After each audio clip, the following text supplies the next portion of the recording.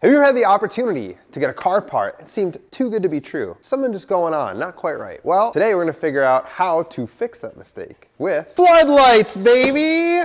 We got these lights sent to us by local Stefan. Thank you so much for the condition these are in. He knew these are a flooded car. I said, hey, might make kind of a cool, like how to totally restore some absolutely crusty lights. So these were in a flooded car. I don't know where, I don't know how, but they are full of stuff, especially water. They do have some sun fade on the lens, we'll get there, but what I wanted to show you guys was A, how do you deal with this? What can get ruined when a headlight takes on this much water? And then secondly, more importantly, how to restore this back to a clean, crisp, very bright set of headlights for your, I think they're NC lights, but either way, it's Miata, you know what I'm saying. We're gonna open these up, and actually, before we open these, we're just gonna see what's going, what we have going on so far. Let's bring this over to my workstation and out of this body bag they came in.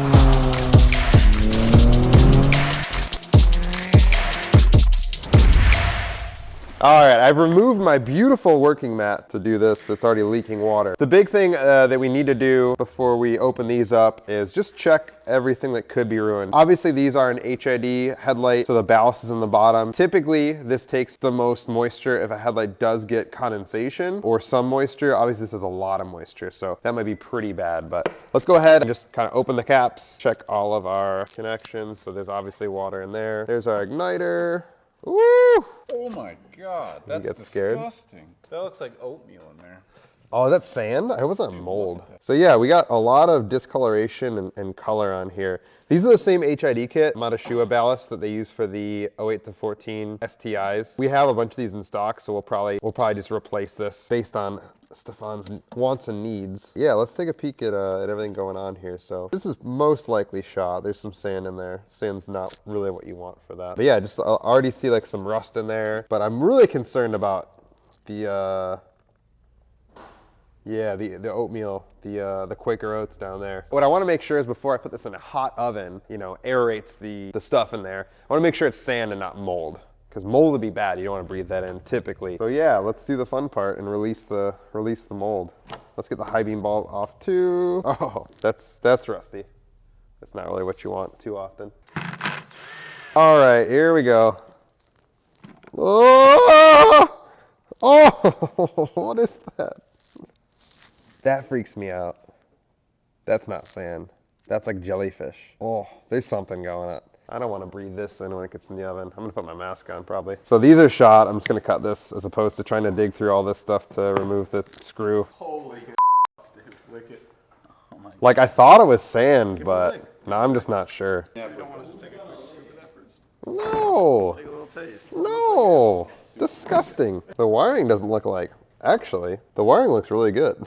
I almost wonder too if that's because the anything that I see like a lot of corrosion on or buildup is inside the headlight. So it's possible that it dried out fairly quickly, but obviously everything inside the headlight, because it's more sealed up, takes longer. And actually, while we're talking about that, let's talk about how the water got in. Obviously the headlights are all sealed up, right? They have little rubber gaskets. This has this little black gasket. There's this rubber thing that goes around there. So how did that much water actually get in? Now, obviously those seals aren't like watertight. Like if you put this in a bathtub, it's gonna take on water. But the things that are probably let most of the water in are gonna be these little caps here. So I see 4 of them.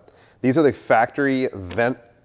Oh! I need a new hoodie. Not in my face, luckily. Oh my God. Dude, it's all over me. These are vents, and the vents are supposed to allow air to go in and, yeah, step back, bro. Allow air to go in and out of the headlight that's just what helps condensation. If the headlights were fully sealed up, anytime that it was like humid or large shifts in temperature, if it like got like really cold out overnight, you would get condensation like immediately. So these vents really are what help that. And most condensation is because there's not enough or there's poor ventilation. Even factory headlights, I think Ford F-150, there's a certain year that really bad ventilation, you add another vent or two, fixed up. I'm gonna go burn this hoodie off my body with me still in it. You know what I might do? And I wouldn't recommend doing this really, but they're already wet. I might just rinse that stuff out of the inside because I don't know what it is, and I'm definitely gonna wear a mask when I open these up, but just in case. I don't want it to be some like gnarly sea mold. Thanks, Stefan. Oh, dude, disgusting. I don't think we've ever walked the headlight. No, never. This is the first time. I just don't want to die. This feels so strange. Just filling this thing up. Yeah, the paint and the reflective stuff on this is already roached. We're just fully committing to a full restoration at this point. All right, I think that's probably about as good as we're gonna get it. It's crusty in there. I'm excited to show you guys. All right, I'm gonna give this one a few minutes to just think about itself. And let's go ahead and do this one. So this one doesn't look as bad. So that's a start. Outer space. Like, what is that? Cut my life into pieces. Where have I gone wrong? Why am I doing this with my life? Not as bad, not as much debris inside, but still riding that crusty line.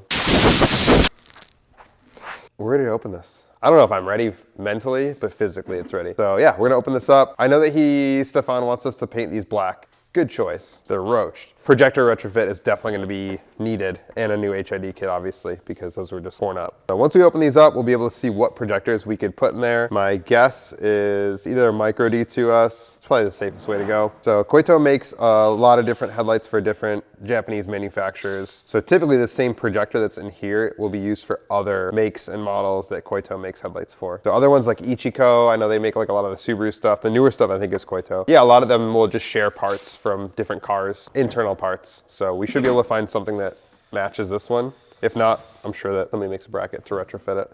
But yeah, we're gonna need to retrofit. The high beam reflective cup is trashed, and so is the turn signal one. So probably do an LED turn signal just to brighten it up because there's no reflective properties on there anymore. And then the high beam, either paint it black or just paint it silver if he wants kind of like an OEM look. As far as like the reflective, like chrome silver, it's very hard to recreate that coating. I know that there are people that do that sort of coating, but we'd have to send it out, and he wants these back within like a week or so. We just have to see what works.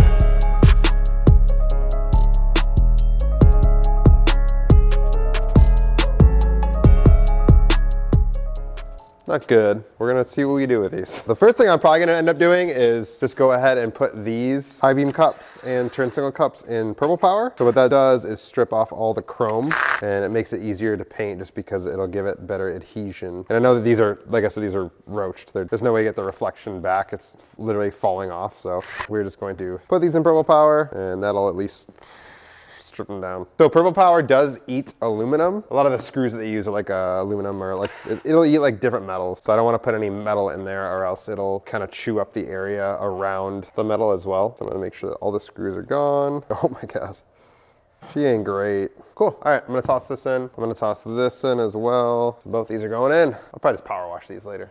All right, here we go. See ya. Next up is taking the internal housing out. This will need to be painted, and the lens is gonna need some love for sure. All right, look at that crusty boy. You can see water probably got in where the screw goes and just tore this to pieces. So we'll do a little fix to that, we'll try to. But yeah, this is gonna need to totally wash out, decontaminate. This is crusty. So typically the purple power will really do a great job of stripping any chrome off. For some reason that chrome finish is just really susceptible to whatever those chemicals are. This stuff, if we put like painted parts in there, it doesn't do the same thing. It won't strip everything off, but it will do a pretty good job of cleaning it. So with this, I might just toss this in there anyways. I know it's not gonna take any of the paint off, but it'll get like all the gross stuff off. And then I can sand it and prep it, make it look nice. So the other cool part is we do a lot of Subaru lights. You guys knew that, no surprise. Because Subaru uses Koito to make some of their lights, we have a lot of extra hardware for these lights. So all these like really gross, ashy, crusty, disgusting screws, I'm just gonna throw these out because let me show you. We have a lot of the exact same coarse pitch screws in various sizes that will do a fine job of replacing these gross ones.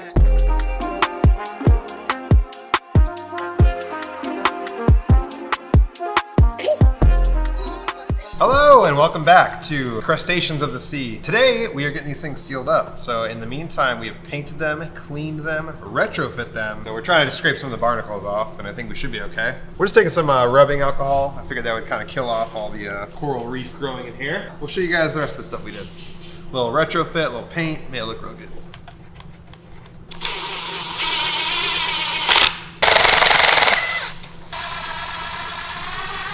Try to get some of that dirt off the threads there. All right, these are gonna go back in the oven. I'm gonna flatten the glue down, put a new bead of butylene. In the meantime, we'll finish the retrofit and get the painted parts together, and we should be golden. We are cleaning these out real good. This is the only like internal piece that's still like not painted, transparent. So we're just gonna make sure these are nice and clean. The only other part was the front lens. Those were very well hammered. We had to like chemically stripped the inside coating of the lens, and they were still like pretty worn. I did my best to actually polish the inside and the outside, at least the inside, which I usually don't do. They're not perfect, but I think for what it is, it's cool. So for paint, we actually went with, like I said from last time, the chrome cups were like destroyed. You can actually see, I sanded them down a little bit, but you can still see like there's a little bit of pitting, like on the top where the bulb would go there. Yeah, they just got like absolutely chewed through. We stripped them down chemically like last time, took all the chrome off, but it still did kind of eat into the fiberglass. So we did the best we could, sanded it down a little bit, painted it. Looks fine, not gonna be a problem. But we went with a little bit of a combo. I was actually shooting a gloss set last week. So I used the base coat, which is Subaru Magnetite Gray, put black in it. So it's like a black with a little bit of like a gunmetal sparkle to it. So I think this should, it's not as apparent because it's not a gloss coat. It just would have taken too long for the time we had to do gloss on these. But I think these against the satin are gonna look really good. But yeah, these look pretty cool together. Blow it off real quick. All right, so like I said last time, these screws were absolutely screwed. Yeah, they were not good. So we are picking out some new OEM thread pitch ones, which these are, which is sweet. But we did a stellar projector upgrade. You saw the rusty, crusty stuff from last time. These are the micro D2S NHK projectors we use for most of our builds. We actually, like I had mentioned, adapted a retrofit bracket that we already had cut because of the short turnaround time on these. To work on these headlights. These fit in there nicely, voila. And these will allow the projector to sit nice and clean in there, get a whole lot more light output from these bad boys. I do have to clean the projector lenses because they are a little dusty, but I'm gonna go ahead and screw these in first. The reason for that is when you screw these into the fiberglass, there's always a little bit of dust that could come out, and I don't wanna have a freshly cleaned lens get recontaminated by dust. So we're gonna do all the dirty stuff first, clean it, call it a day.